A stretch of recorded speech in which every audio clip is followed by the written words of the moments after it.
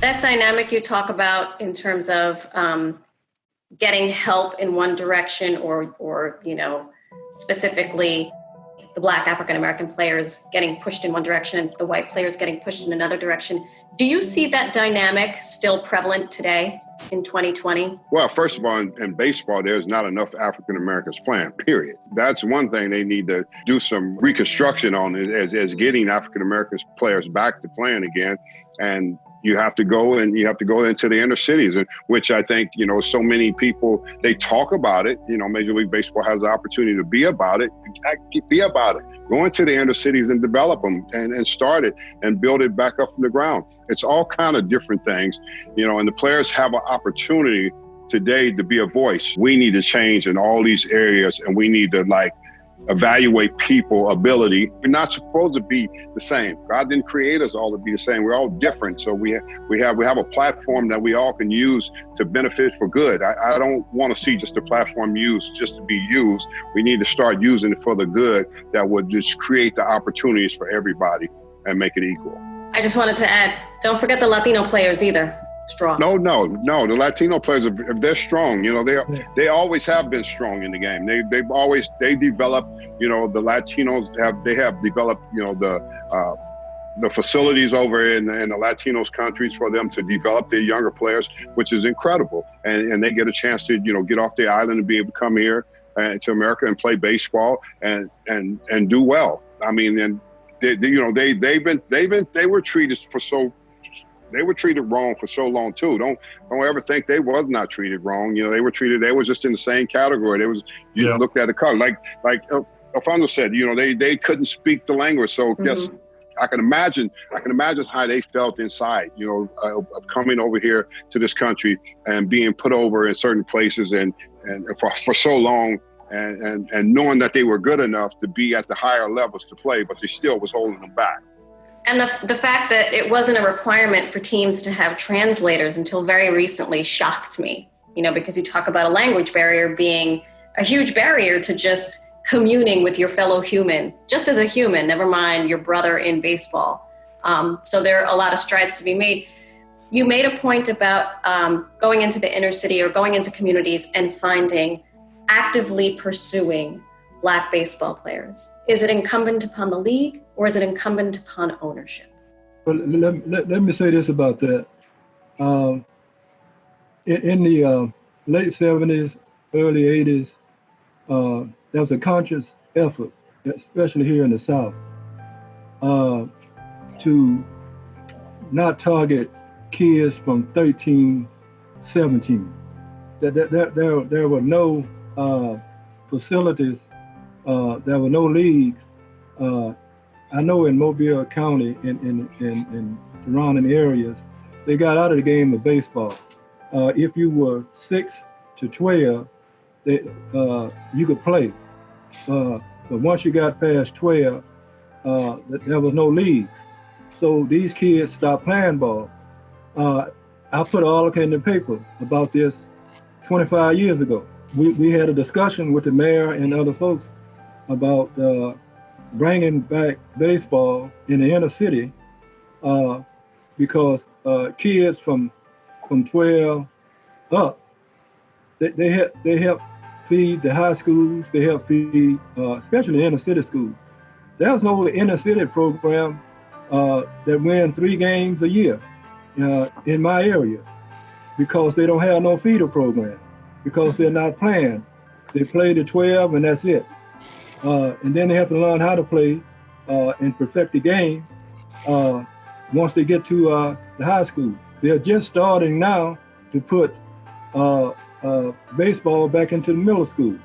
The middle schools from 6 to 8. That gives the kids a chance to learn to play and develop so they can be good stewards for the high school. But that's just starting to come back now. So it was a conscious effort to slow down black baseball as we knew it for years. Let me just say one more thing on that, Cleon, and what I say about the inner city. And when I say inner city can't play because they can't afford it. So you look at the reality of it. How can we make these affordable for, inner city programs like the AAU? Just like I traveled and saw my young nephew playing out in Atlanta. He's black, but mostly the players are white. They can afford to travel and play AAU ball, but African Americans can't afford that. And they need help in those communities. They need to build a pot where it's money to have a team, of black players playing in these kind of tournaments and stuff like that, where that comes from. Where does that come from? That comes from togetherness of Major League Baseball and owners saying, we need to build these communities up and help these young African-American kids get off the streets and play baseball. Like Darryl said, especially here in New York, because I live in here and I know what's going on, but you have the kids from the Bronx, they pretty much like Dominican kids, African-American kids, and the talent they have, this is unbelievable. They have tremendous talent, but they don't have the opportunity because they don't have the support. And then you go into Long Island and they have 3-4 bats and whatever, you name it, and they have, because they have the opportunity. So I would say like MLB and the owners, they should go more into those neighborhoods and try to give the opportunity to Hispanics and African American guys to choose what you want to be, a ball player, you want to be a baseball player, you want to be a basketball player, whatever. You got the opportunity. That way you keep those guys like Stroze out of the streets. Step forward and give good advice to those kids today, to the parents, to everyone. Hey, this is how we're going to change our life, in good ways, I'll be calling on all of you guys. We're putting together an inner city program where we get, baseball is expensive. A bat costs you $100 plus, a glove costs you just as much. So it's expensive. Most inner city families can't afford it. So we're trying now to put together a program with other players from this area like Jake Peavy and others to put programs together where we can put these kids back on the field. So you guys will probably be getting some letters from me to come down here and give me a hand in putting this program together. You're 12 years old. You want to play baseball, you got to play when you're 13, 14, 15. So you're, in programs where you can develop and develop good enough to be able to make a high school team now. Here in New Orleans, if you don't play all year round, you can't make the high school team. If you're not playing and developing all along, it's a pretty hard thing to do. And then you find out after high school, there aren't as many scholarship opportunities for anybody playing baseball, and because the college baseball programs only have like less than 12 full scholarships for the whole team. So, wonder if Major League Baseball could, in some way, inject itself into that when we get back to a little more normal world with the pandemic behind us, or at least simmered down a bit. I don't know where you guys live, but where I live, the thing is community is little league anymore. If we start concentrating on college, we're missing the whole point. We need to start at little league and start developing there. I have 7 brothers, and all of us went to the same high school. Well, the high school quit funding the baseball program. Guess who funds the baseball program? The parents. If little Johnny is playing and your dad giving $4,000 for the high school team, guess who's gonna play? Little Johnny, whether he's playing or not. We got to create opportunities for those kids to enjoy baseball when they are 13, 14 years old and younger than that. That's what I was talking about, Mook. That's exactly what Mookie's talking about. You got to start them young, and this is what I'm talking about with Major League Baseball having a plan. Because you got Major League alumni players in every state, and all you have to do is create those that are willing to go into inner city and rebuild the inner city of a program where they have teams, and you bring ex-Major League players in there to operate it, who I think a lot of African-American players would love to do because they know the importance of coming from the inner city. I came from the inner city, and I know the importance of me and Eric Davis and Chris Brown, all of us come from the inner city, and we played inner city baseball, and it was great. And I think it's missing it, like Mookie said, at the younger age.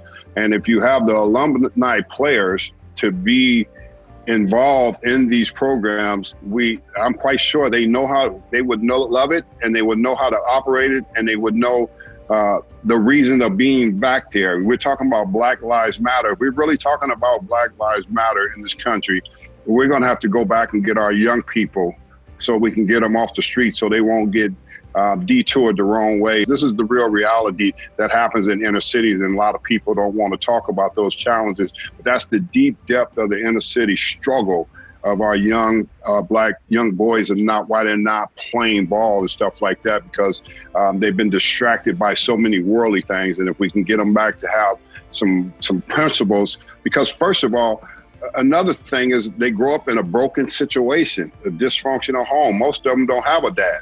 Some of them may be raised by grandma, or uncles or somebody. And guess what? They already got strikes against them from the beginning, and they're already hurting. And now all of a sudden, the streets look attracted to them because there's no inner city programs that are developing around them and say, hey, you want to come out and play baseball, try baseball?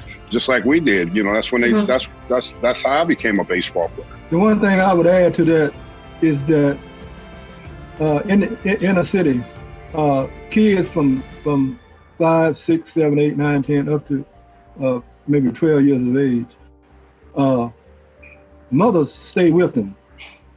You see mothers at the park. They'll stay with them until they get 10, 11 years old. And then they turn them loose. That's when we're losing them. We're losing them 11, 12, up to 18, because there's no place for them. There are excellent programs in the counties and in the rural areas, because I don't care how white a team is, if they see a dynamic black player in their area, they'll go get him. But we want to target the folks that people are not running after, because that player might become the best player, because over time kids develop. You don't know who's going to be the best player in 3 or 4 years, because one player's doing everything wrong. You start to tutor him, and you start to put him in the right position to do things that's going to help him. He becomes the best player.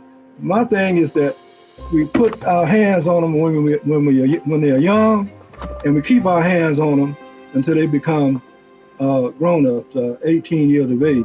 And if we can do that, then we can save a lot of them. But we're losing them because that's not happening.